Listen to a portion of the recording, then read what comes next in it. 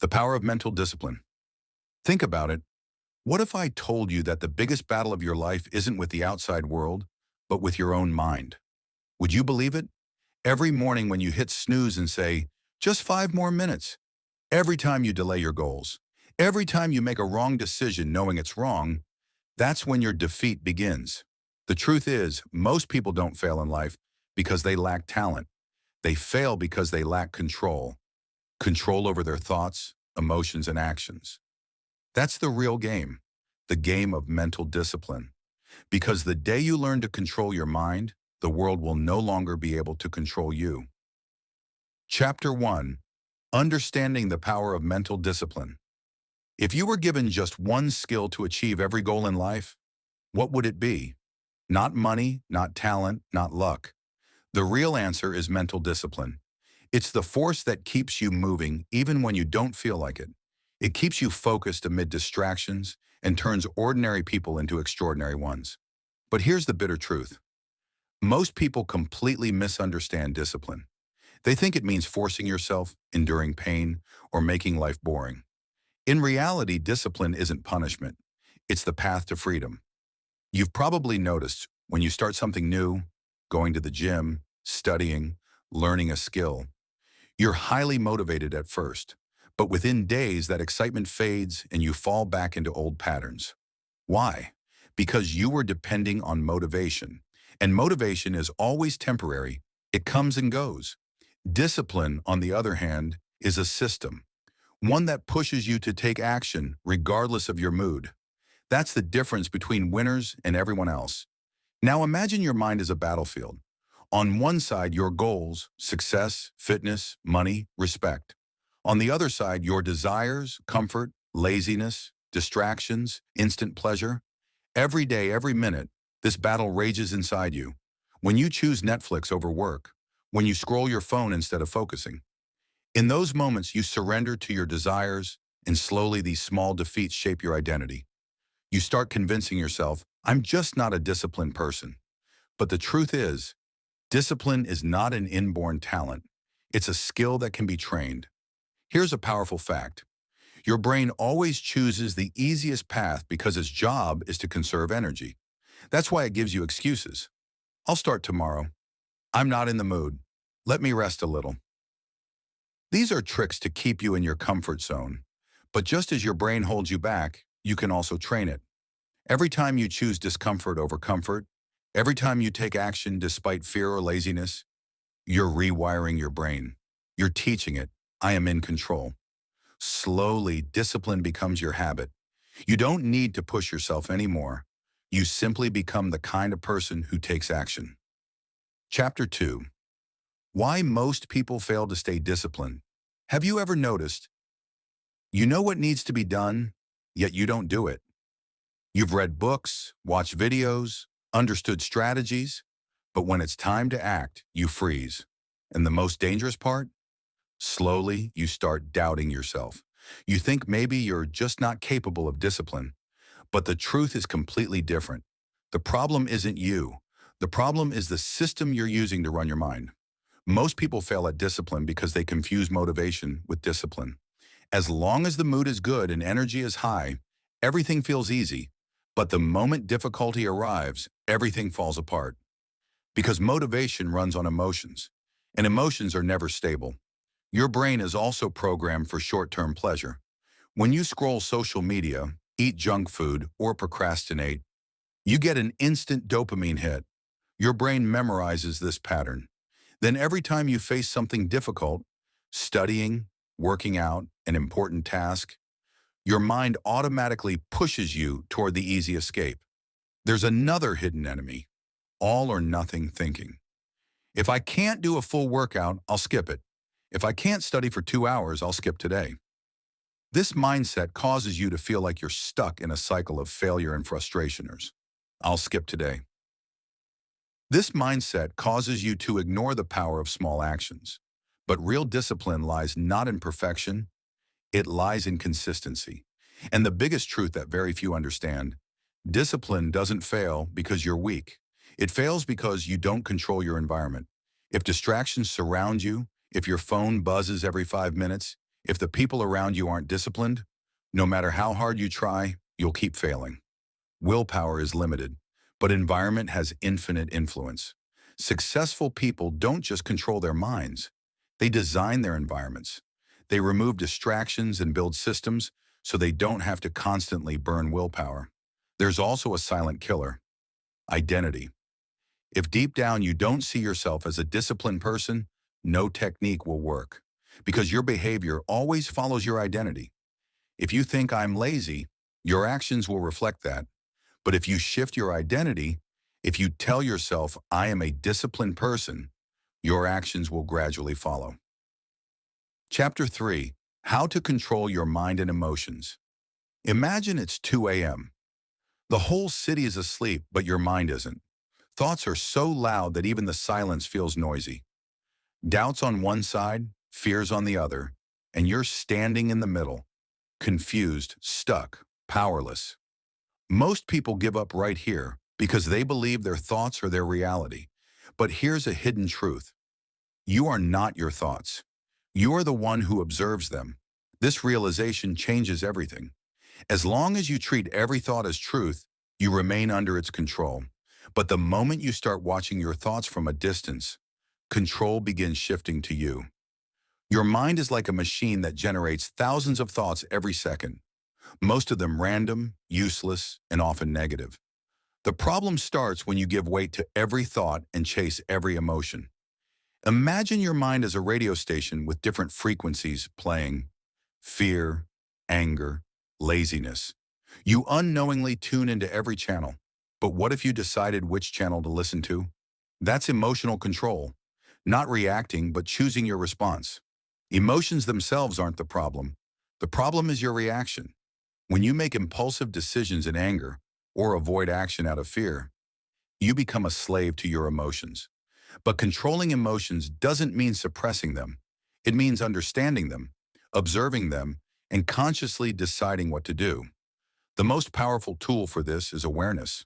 Whenever a strong emotion hits, don't react immediately. Pause for a second. Ask yourself, what am I feeling right now and why?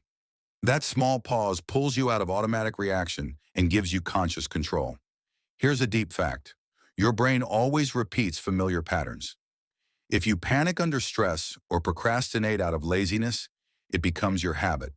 But the same way these patterns were formed, they can be changed. Every time you go against your old habit, take action despite fear, start working despite laziness, you're sending your brain a new signal. You're rewiring it, and that's where real growth begins. Chapter 4: The Truth About Willpower and Self-Control. Want to hear the truth? Willpower is not as strong as you think, and this is the quiet force that breaks all your plans, goals, and hard work. Willpower isn't unlimited power. It's like a limited battery that drains throughout the day from decisions, stress, and distractions. When the battery runs low, you do what's easiest, exactly what you were trying to avoid. Think about it. In the morning, you're disciplined. You plan, energy is high, focus is sharp. But as the day goes on, you get tired, decisions feel heavy, and by night you break your own rules. This isn't weakness, it's biology. Your brain uses energy for every decision, and the more decisions you make, the faster willpower drains. That's why successful people don't rely heavily on willpower. They automate their decisions. And here's the real game changer: self-control doesn't mean stopping yourself. It means placing yourself in an environment where you don't have to fight temptation repeatedly. Because if you have to battle every temptation, eventually you'll lose. But if the temptation isn't even in front of you, there's nothing to fight. This is why some people seem effortlessly disciplined. They've set the rules of their life, fixed routines, fixed systems. They don't decide every day whether or not to work out at the scheduled time. They just go. Decision eliminated, confusion eliminated, energy preserved. There's also decision fatigue, a deep layer few people understand. Every small decision you make, what to wear, what to eat, which task first, slowly tires your brain. By the time an important decision comes, like starting work or avoiding distractions, Your brain is already exhausted and defaults to comfort. Are you leaving your life to random decisions, or have you built rules for yourself? Because rules give you freedom. When you have clear rules, you don't have to think every time. You automatically take the right action. And the most powerful truth, willpower is temporary. Systems are permanent. If you rely only on willpower, you'll keep failing. But if you build systems, success becomes automatic. Chapter 5. Breaking bad habits and building strong ones. Suppose you've decided, now I will change. Now I will become disciplined. You start, a few days go well, then suddenly you fall back into the same old pattern, same habits, same distractions, same excuses. And you tell yourself, I just can't change. But is the problem really you or your habits? The uncomfortable truth, you're not defined by your decisions. You're defined by your habits, your daily routine, your small actions. These collectively form your identity. If your habits are weak, no matter how strong your intentions are, you won't move forward. Every habit works like a loop, trigger to action to reward. As soon as a trigger appears, your brain automatically repeats the same action because it's been conditioned to expect the reward. For example, boredom is the trigger, picking up your phone is the action, and dopamine is the reward. The more this loop repeats, the stronger it gets and the less control you have. But here's a powerful twist. If habits can be formed, they can be changed. You don't need brute force, you need strategy. First, identify your triggers. The moments when you automatically make the wrong choice. Because until you understand the trigger, you can't change the habit. Then, whenever you're about to head toward a distraction, pause for a moment and consciously choose a different action. Initially, your mind will resist, but every time you make that conscious choice, you're teaching your brain a new pattern. Gradually, that new action becomes your new habit. Another common mistake, people try to change everything at once, but habits don't change overnight. They evolve slowly. Start with small steps, just 10 minutes of focus, just one small task completed. Your brain accepts this rather than resisting it, and that's the power of small wins. Small wins build your confidence, shift your identity, and you begin seeing yourself as a disciplined person. And when identity changes, habits automatically follow. There's one more hidden factor secretly controlling your habits, your environment. Design it smartly. Keep your phone away, keep your workspace clean, remove distractions, and good habits become easy to follow. Chapter 6. How to beat procrastination and stay focused. A hard truth. You're not lazy, you're just trapped in the invisible net called procrastination. Remember that moment when you said, I'll start in just 5 minutes, and those 5 minutes turned into hours? The day ended, and you went to sleep carrying only guilt. This isn't just wasted time. It slowly eats your self-respect, kills your confidence, and worst of all, convinces you that you can't do anything big. So why do we procrastinate? It's not just laziness. The real reason runs much deeper. Whenever a task feels big, difficult, or unclear, your brain perceives it as a threat and automatically tries to protect you by pushing you toward distractions, so you stay away from that discomfort. You procrastinate not because you're weak, but because your mind is trying to keep you safe. But this safety prevents you from growing. Every time you delay work, you teach your brain that escaping discomfort is okay. Gradually, this becomes your default habit, making action harder and harder, no matter how motivated you feel. The most powerful technique to break this: start before you're ready. Don't wait for the perfect moment. Don't wait for motivation. Just start, because action brings clarity, and clarity builds confidence. The more you think, the bigger the task feels. But the moment you take the first small step, the resistance starts cracking. If you think, I need to study for 2 hours, your mind will resist. But if you say, I'll just study for 5 minutes, your brain accepts it. And often those 5 minutes turn into 30, because starting is always the hardest part. But starting alone isn't enough. You must maintain focus. And here's a brutal truth. Your environment defines your focus. If distractions surround you, no matter how hard you try, you'll keep breaking. Focus isn't a talent. It's a design condition. Remove distractions, clean your workspace, and focus becomes automatic. One powerful hack: make your work visible. When your goals are clear and you know exactly what the next step is, procrastination reduces because confusion gives birth to procrastination and clarity gives birth to action. Ask yourself honestly, are you really avoiding the work, or are you avoiding the feeling that comes with it? Fear, doubt, uncertainty. Remember, courage doesn't mean the absence of fear. It means taking action despite fear. And every time you do, you teach your brain that you are stronger, you are in control. Chapter 7. Daily Habits to Build Unstoppable Discipline. Imagine yourself 1 year from now. Will you have the same old habits, the same unfinished goals, the same "I'll start tomorrow" version of yourself?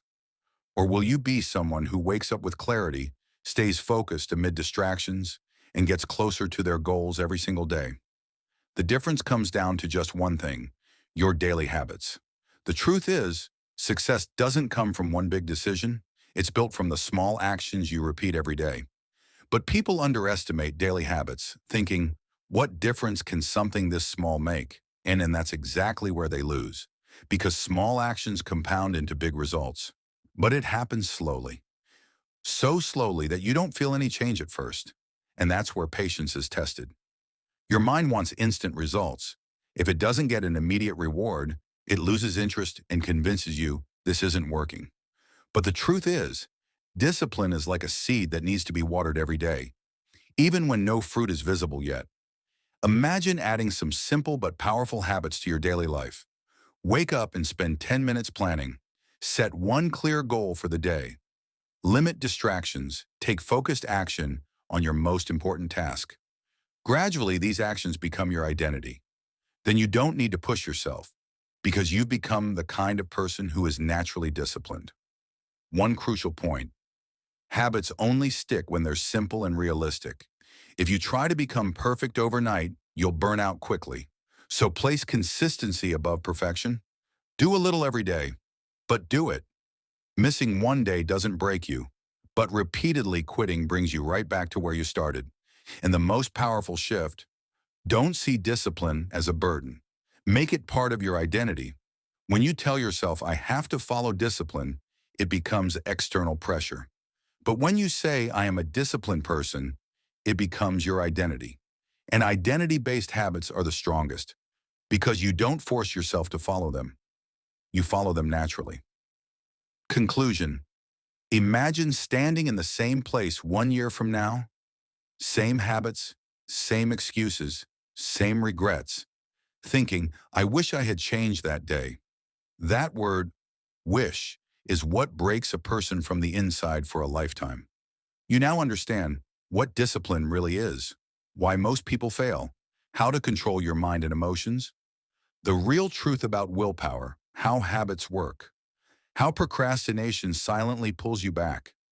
But all this knowledge is worthless until you convert it into action.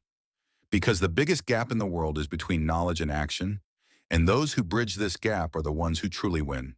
The truth is, you're not special, but you are capable.